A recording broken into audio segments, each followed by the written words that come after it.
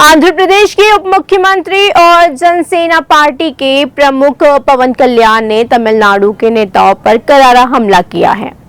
उन्होंने शुक्रवार को नेशनल एजुकेशन पॉलिसी की विरोध और हिंदी थोपने के आरोप को लेकर तमिलनाडु के नेताओं की आलोचना करी है और पवन कल्याण ने इसे पाखंड बताते हुए सवाल किया है कि वे हिंदी का विरोध क्यों करते हैं, जबकि हिंदी में ही फिल्में डब करके मुनाफा कमाते हैं।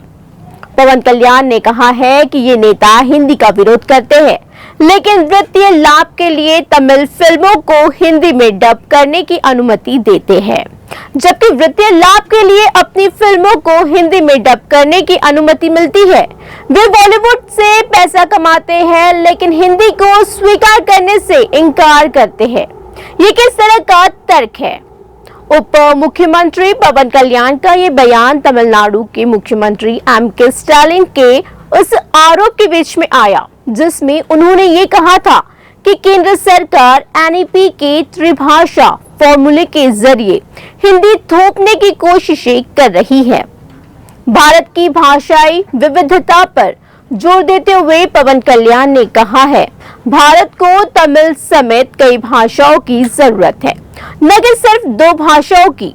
हमें भाषाई विविधता को अपनाना चाहिए, न सिर्फ अपने देश की अखंडता को बनाए रखने के लिए, बल्कि अपने लोगों के बीच में प्रेम और एकता को बढ़ावा देने के लिए भी। दरअसल तमिलनाडु के सीएम स्टालिन ने एनईपी को भारत के विकास के बजाय हिंदी को बढ़ावा देने के लिए बनाई है, भगवा नीति करारा दिया है। उन्होंने आरोप लगाया है कि ये नीति तमिलनाडु की शिक्षा प्रणाली को नष्ट करने की धमकी देती है।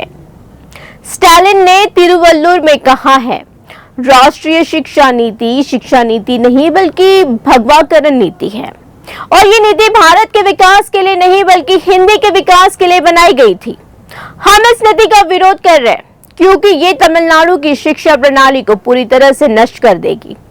स्टालिन ने केंद्र सरकार पर एनईपी को लागू करने के लिए राज्य पर दबाव बनाने के लिए धनराशि रोकने का आरोप लगाया था।